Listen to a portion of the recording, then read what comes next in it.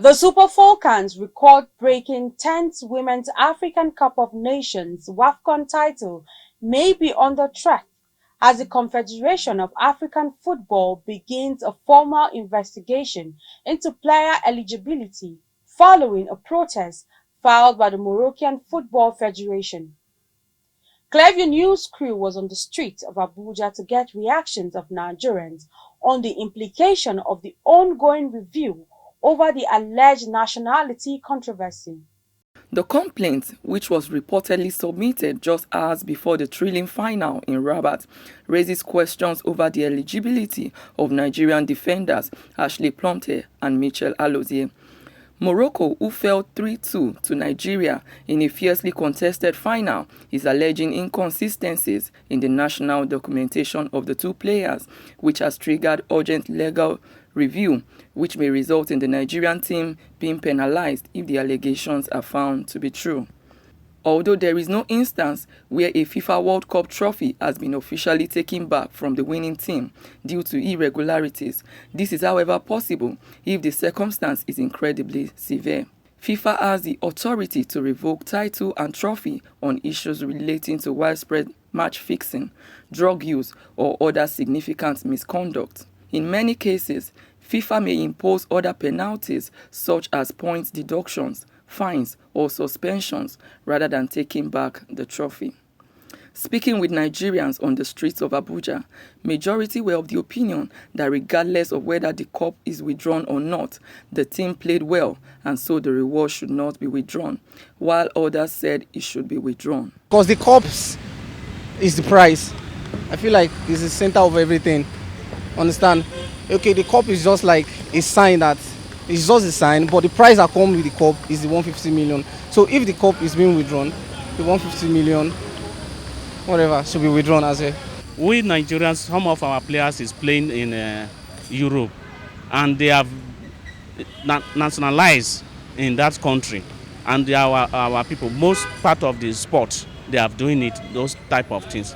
But this one that they have crying woefully and foul, that is a foul play, but I don't think a reasonable organization as a sport in the world cannot disqualify their victory. That cannot be possible. That is what I... Then in the other sense of a president award them anything, they deserve it.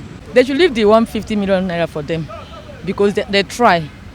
Some people cannot go and do that thing that they did there. But as far as they are out there to do that and they try, they should leave the money for them. They deserve it. It is not because they are women that they will say they will withdraw the money from them. It is not easy. It is their career. So they work for it. If they have a point of saying that the game is not fair due to the two players that they think is from outside to be inside the game, and they feel like the cup should be withdrawn from Nigeria, if that is possible, if the cup is withdrawn, definitely the reward should also be withdrawn. Some Nigerians also believe that the federal government's reward was excessive, while others believe the victory was worth the price. So the awarding of this thing, it was too much. It was too much for them.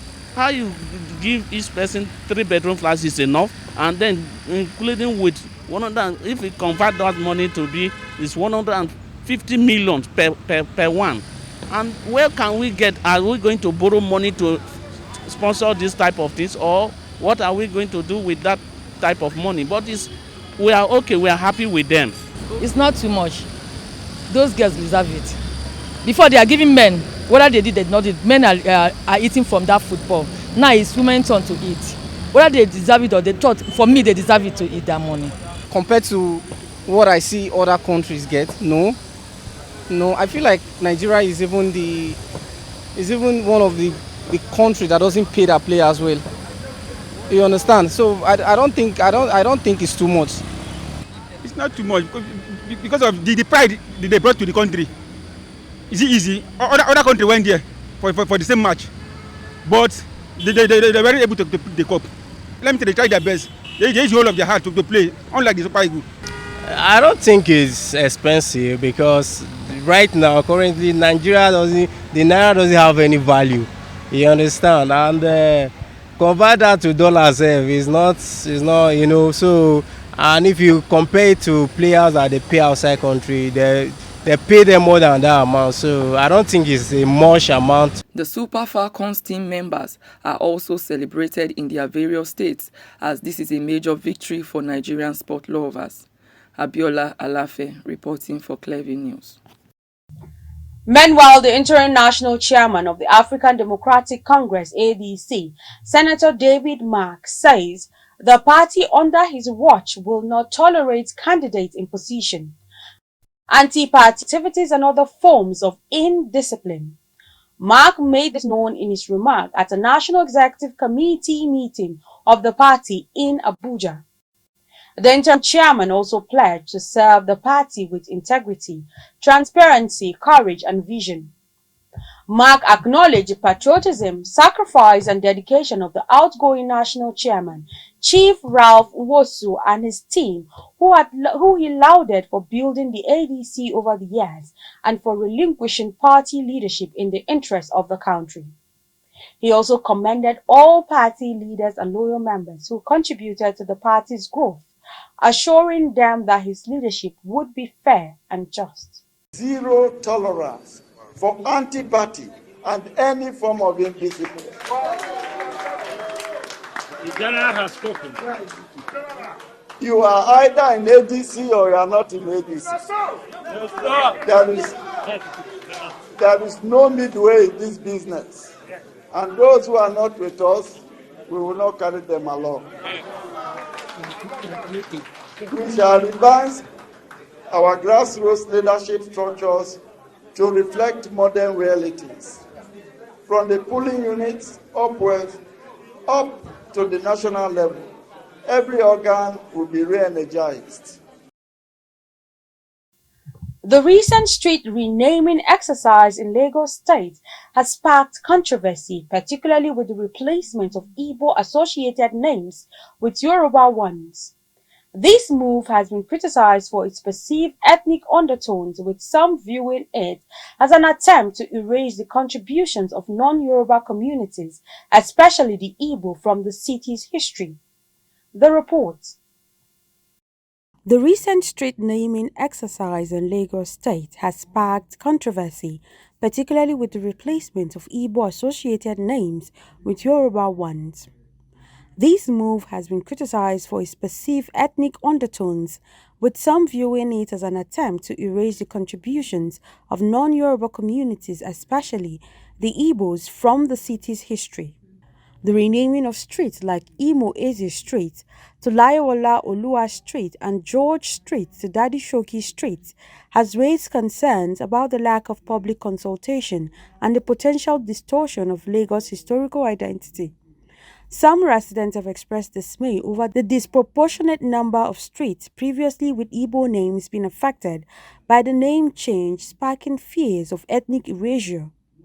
These developments has been linked to the 2023 elections, where some Nigerians refer to Lagos as a no man's land. Sources suggest that these incidents may have prompted the renaming of some streets in the city that don't have a direct connection to Lagos State or its indigents. Naming the streets is not our problem. I have so many problems in Nigeria.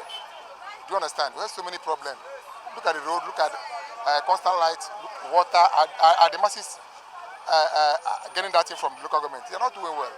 So when to name the streets or naming the street, I think it's not called for. According to the constitution of the country, they are meant for the sanitation of the locals, the local government, drainages, and even primary education is part of their responsibilities. And some other social something like agriculture is part of their job, so that they should look into. Things can change on its own, organically, or based on intervention. It can also be based on political affiliation. Okay, that is where people begin to criticize. But then you cannot rule out a possibility of people applying politics. Several names were changed, and the citizens in that place protested. When they wanted to change UNILAG to Mashood Abiola University, both alumni and the current students resisted it. They wanted to change Unimind to Muhammadu Buhari University. Some of them are protesting. The controversy has drawn reactions from prominent figures, with former Governor Babantade Fashola cautioning against actions that could distort Lagos' historical identity. Meanwhile, human rights lawyer Femi Falana also condemned the renaming exercise as unconstitutional, undemocratic, demanding public hearings before any such decisions are made. Also condemning the act, retired General Tajuddin Olarewanju described the renaming as inconceivable injustice, calling for the restoration of original street names that reflect the city's identity. The incident highlighted the need for unity and recognition of the contributions of all communities to Lagos' growth and development. In a related development, the Senior Special Assistant on Public Communications to FCC Minister Nyesom Wike, Larry Olayinka, fired back at veteran entertainer Charles Oputa, popularly known as Charlie Boy, over his recent comment condemning the renaming of a Lagos bus stop previously named after him to Olamide Bado in honor of hip-hop star Olamide. In his reaction, Charlie Boy insisted that Lagos is a no-man's land, comparing it to multicultural New York City. However, Olayinka, reacting in a fiery post on X, mocked the claim, challenging Charlie Boy to prove it by contesting for the revered throne of the Oba of Lagos once it becomes vacant. Olayinka listed several traditional Yoruba titles, daring the singer to go after them if Lagos truly belongs to no one. The cultural political tension continues to simmer as the debate over Lagos heritage resurfaces once again. The Lagos State High Court has convicted and sentenced the founder of Irene Christian Ministry, Bishop Feyi Daniels, also known as Pastor Feyi Daniels, to life imprisonment for rape and additional 3 years for sexual assault. The judgment, delivered by Justice Rahman Oshodi of the Lagos State Special Offences Court in Ikeja, followed a thorough trial process where multiple witnesses gave damning testimonies against the clergy. The report. Daniels, who once gained prominence on social media for his fiery prophecies and spiritual teachings, was found guilty of coercive sexual acts involving at least 2 members of his congregation. I told you that Jesus must get your biggest response. The Lord told me himself, he said to me that if you respond to anything greater than the way you respond to me, that thing has become your idol. Idolatry is something catching your attention, your response, more than Jesus. The offences, which took place between 2020 and 2021, were committed under the guise of spiritual mentorship and prayer sessions.